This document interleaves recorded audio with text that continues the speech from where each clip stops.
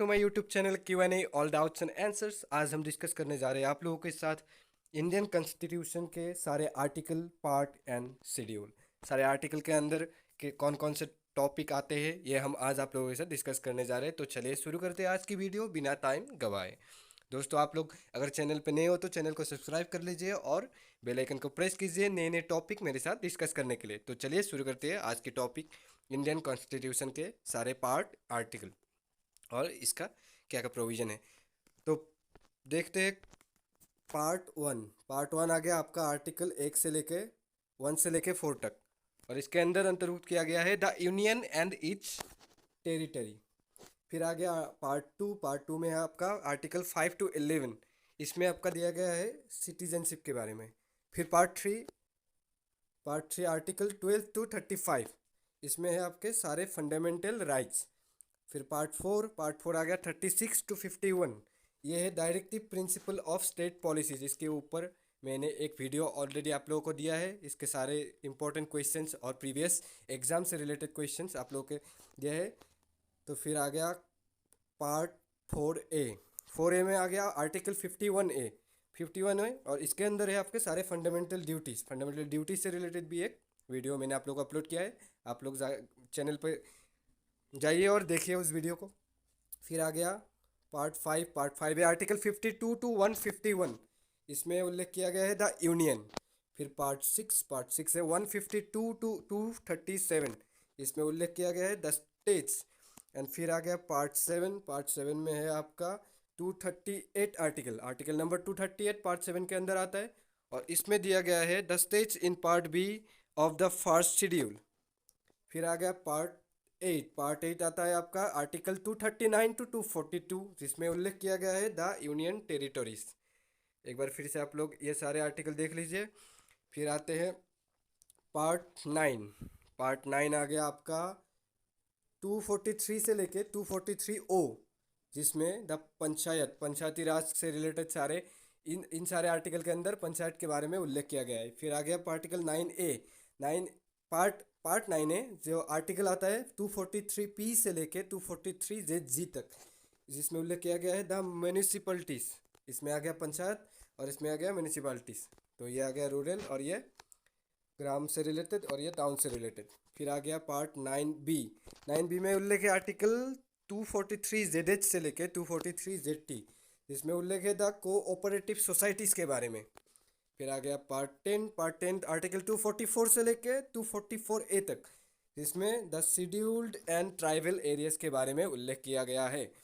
फिर दोस्तों आते हैं पार्ट 11 में आता है 245 से लेके 263 आर्टिकल तक, जिसमें उल्लेख किया गया है relations between the union and the states. Part 12 में उल्लेख है आर्टिकल 264 से लेके 300 तक, और जिसमें उल्लेख किया गया है finance, property, contracts and switch.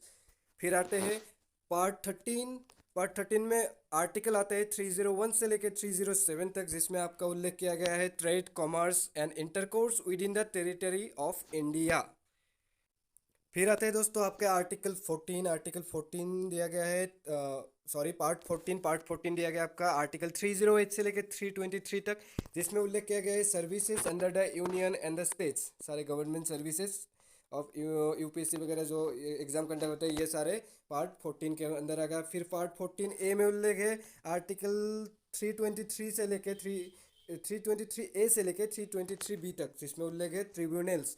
फिर आ गया 15 में आते हैं आपका आर्टिकल 324 से लेके 329A तक, जिसमें सारे इलेक्शंस रिलेटेड सारे क्वेरीज दिए गए हैं।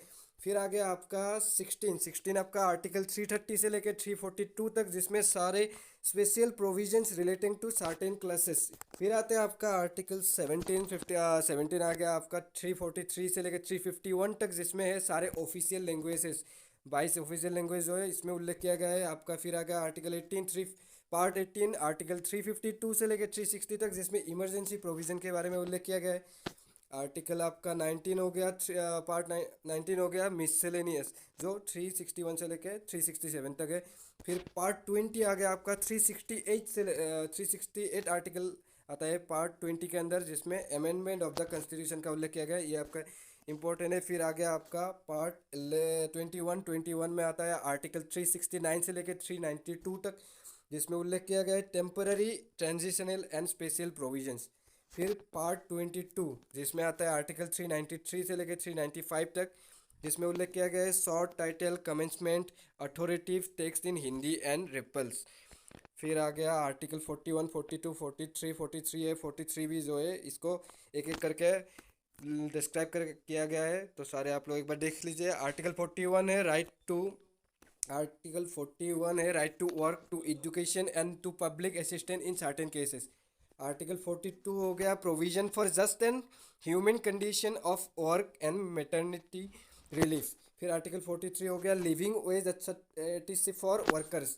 फिर आर्टिकल 43 ए हो गया participation of workers in management of industry. Article 43 B हो गया the state shall endeavour to promote voluntary formation autonomous functioning democratic control and professional management of cooperative societies। ये सारे आगे आपका आर्टिकल्स के बारे में।